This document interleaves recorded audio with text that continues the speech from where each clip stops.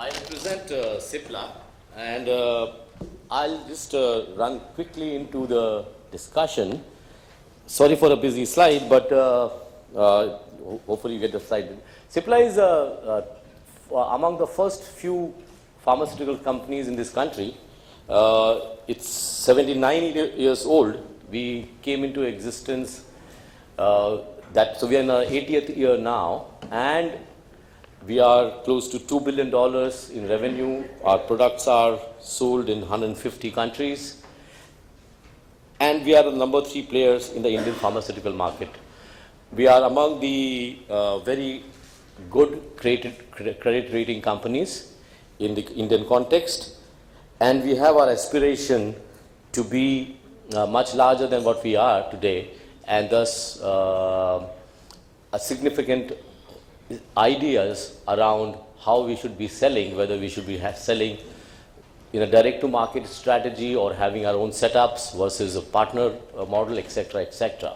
So we are at a cusp of transformation versus our previous lives, and thus 2 years back, exactly in November 2013, in fact, I completed my 2 years anniversary in Cipla 2 days back, when I joined Cipla as the head of global shared services, and that's how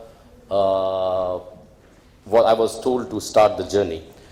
One anecdote, and I think we all alluded to this particular point: old process plus expensive technology is equal to expensive old process, and that results in retained all the old problems and new value leakage points. It's imperative for us thus to work on process transformation. And frankly speaking, as we say, from a shared services point of view, you have to earn your stripes. We really are not, so while I have the endorsement and alignment and approval of the leadership team and the board, having said that, we are going bit by bit. We are reasonably sized today, and we are running around 8 processes, but it's all that I have to earn my stripes before I go and tell the business leaders, this is what I can do for you. Sorry about that one. And I have moved a few slides. Sorry for a busy slide again, but clearly, and I will not read out the entire page, but the key pointers is that process is a key, elimination and minimization of people dependence is a key, and full potential value, and value is equal to ROI being just one of the drivers. So people alluded to point of customer satisfaction, speed to market, cross-functional synergy, scale benefit, and since we are in a growth phase, we really want this shared services, my shared services organization, to release leadership time in mundane or not so critical processes which probably can be handled outside. Our approach, this is an important slide, and I really want to emphasize, when we started working on it, there were some really obvious choices to make and start working on those areas in terms of creating and starting the shared service center. It probably took around 2 months, 3 months of time to really use the design approach as on the page. And the key thing about this particular thing is that you go top down in defining. So you first need to identify what is my value proposition, what the hell I should do it. Second, what is my business strategy around that particular value proposition and how will I deliver it? Governance during and post implementation, very, very key, and you alluded to that particular point. Otherwise, it can really give you suboptimal results. In fact, one of the pages and one of the famous shared service pages talks about that if you don't have a good governance, probably 50 to 60% of your value, expected value, you may not be able to realize. And that is as critical here. As is and to be process mapping, of course, using whatever tools you want to use. Organization design, skill sets, and change management. And then comes the technology platform. Once you know all that, what kind of technology platform will be implemented. So we went around all the scope areas that I will be talking about a little later in this top to bottom approach from a design point of view. And when we went to implementation, we first implemented the technology and went bottom up to ensure that the value delivery does happen. Delivery models, so 4 focus areas for my team: process, execution excellence, matrix driven, and customer centric. In fact, one of the very important philosophical position for us is that I don't make medicines, I don't sell medicines, I as Global Shared Services, I don't do R&D on the shared service, to generate new opportunities for drugs. So what do? I think that's where, so it's not the back office or front office. I exactly do is to enable businesses to be more efficient and more effective. And that's the reason what our delivery model talks about here is that for me and my team to be relevant, these are the 4 pointers that we must continue to strive to be best in class about. And this is of course integrated into the goals and sorry for a little busy page, but we had a very clear alignment at a leadership level on what all should be moving into. So what and how. I think known words to all of us for being from the shared service: repeatable, reproducible, and rule-based, very obvious. Not core to business functions, purpose of existence is another area where we said if it's not your basic purpose. So if we said that anything that you do, if it's not in there, your top 5 things that you will do, potential to evaluate it as a candidate for shared services. It has anything that can be cross-functional. For example, global travel. Travel is definitely not specific to a function. It can be globalized. You can run a single global desk from anywhere in the world. Why it should remain in any of the functional areas, for example. Requires specialist skill which otherwise a business will not invest behind. But it has a value proposition if you invest behind it. So that was another candidate. Then self-standing with limited integration to function. For example, insurance. Very always considered to be a finance function, but if you really want to go to the nitty-gritties of insurance and someone wants to really look at the market, how the risk profiling is and how the balance sheet risk management is to be looked at, potentially finance becomes a stakeholder and it is a very beautiful candidate to be moving into shared services. Moving to the right side of the chart on how to move it. Now, this is again very simplistically put complexity and opportunity size. We are very open to either of the model. Either move it ship or fix, or fix and ship. So we have, and as you will see in my next page, we have moved processes the way they were into shared services, and they are part of my organization today.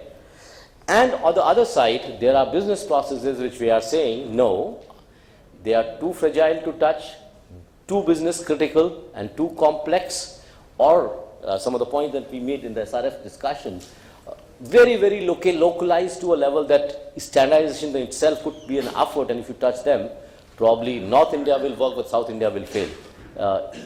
So we have this credo where we test each of our candidate locations to be moving into shared services. Now, so as of today, I am very happy to report that in a span of just 2 years, these are the processes where I, as a global shared services owner and head, provide these services to the company. Important to look at it 3 perspectives. One area where my team is providing service to organization. Second is service to function, and third, where we are taking a business process re-engineering role. Service to organization means for the particular areas, me and my team have end-to-end accountability, including budgets, decision rights, and of course, if there's a failure, then neck on the block, to say the least. This includes facilities management, indirect procurement, global insurance, global travel, and multifunction service desk. We are running three services out of a single 1-800 number for employees. Today, we plan integrating another 4 or 5, including HR, employee benefit program, payroll, and all of those queries only to the single 1-800 number. And we have put up some technology, this thing. In terms of service to function, where we are, the conventional shared services model is for the IPD, R&D outsourcing management, for international and domestic order management, finance shared services, and IT shared services. Here we are internal vendors to respective functions. And third dimension being in process engineering, where we are working on these 5 or 6 projects. T&E solution has already been implemented, FNA scanning solution has been implemented, went live around 3 months back. In T&E solution, we are under hypercare right now, we went live 2 months back. We have implemented balance scorecards across 4 of the 8 processes. Balance 4 are under definition in terms of in-process matrix, output matrix, and input matrix. In procurement process, we are setting up the transaction hub for PRPO conversion and the procurement query management, for example. So these are the 3 areas of service where what we do. Sincere apologies for a very busy page. I promise you I'm not going to read it out. So if I look at a roadmap, I run these 8 processes today.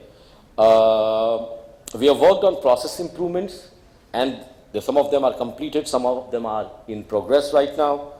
We have put matrix and measurements around specifics, and we have seen early results. Like for example, just to give a illustrative point, in IT service desk, we had L1 resolution only at around 30 to 40%. It has gone up to 80% after putting a LAN desk and Avaya solution. So imagine, we have not gone ahead and released those resources from the field who were running desk to desk earlier, but absolutely something that's going to be in the pipeline. From a finance point of view, after putting the scanning solution and being able to generate some matrix and report, GRIR is down to potentially near 0. I've said optimum level, but it's like unbelievable numbers we have been able to look at. And these are just around, we went live with our SAP in November last year. We went live with our finance shared services in February this year. And from then to now, we have implemented a scanning solution, we have reduced GRIR, we have got employee productivity because of the scanning solution and consolidation in terms of invoices processed per person per day, 2 to 3 times, depending on, of course, whether it's what kind of invoice it is. 3 technology solutions being implemented: end-to-end travel expense, service desk of LAN desk, mobile app for events, and AP scanning and workflow solution. From a size point of view, I have a size of around 108 processes I run today. I have a size of 180 FTEs. Around another 100 are in transition. Most of them, around 50% of them are in finance in terms of accounts payable, consolidation further, America accounts payable coming into India, accounts receivable, bank recs, and GA postings into the SAP system. Scope dialogue is for another 300 FTEs, which is majorly around domestic order management, in terms of IT scope areas, in change management, incident management, and all those kind of areas. So we are pretty confident that what we have achieved in the last 2 years gives us a lot of satisfaction, but miles to go before we sleep, and we are committed to the cause. Last page, and I will not dwell too much on this. This is what I have signed up for with the team, with the leadership team, that we will provide business process simplification, we provide scale benefit, measurement systems to deliver a lot of efficiency and effectiveness. And to put a context, while all this might appear to be pretty simplistic and sort of we have reached there where we are, we have situations where we have a group of people who are our supporters, there are people who are fence-sitters, and there are people who really don't believe that what we are doing is right. And I'm saying across the organization, starting from leadership level down the line to the last individual that I touch for a transactional activity. And very clear, we want to earn our stripes. And that's the reason when we do it, we really make very small step, we set it up, we make it happen, we show the results. And just to emphasize another point that was made on the R&D outsourcing earlier, just want to tell you that traditionally, and some of people who have seen our pharma R&D really doesn't like too many finance guys and too many shared services guys to come and touch their businesses, and these are scientists. We demonstrated to them that there are three things that we can do for you. One, we said we can help you run a better RFP and procurement process. Decision is yours. Which CRO to give service is yours. Everything is yours. We will just run the process for you so that at least data information is in one place. Second thing we said is, and for people information, R&D in pharma is pretty long. It could be 6 months to 2 years, 3 years at times, depending on the complexity of the molecule and the stage of development. We said we'll run the vendor performance governance for you. So we will set up a triangular matrix, and we'll have ground level project reporting, we'll have the mid-level, managed level, and a C-level connect, depending on the size of the study, and we'll run that governance thing for you. And third, we said it's a service end of the day, so we will run commercial negotiations and using the appropriate lever for you to get the best commercial advantage. So those are the three things, and they're gelled very well with our R&D organization, and we are doing it for them. So sorry for a little different kind of a framework of shared services being presented by me here. We are not at all a conventional shared services way of looking at the lens. We are looking at it totally differently. Like for example, I handle entire indirect procurement of Cipla for every penny in the company. And I run payables and finance shared service as well. So it's service to organization, service to function, and business process reengineering as the three pillars where we service the Cipla organization. And we have a good endorsement. We'll continue to do a good job. Thank you very much.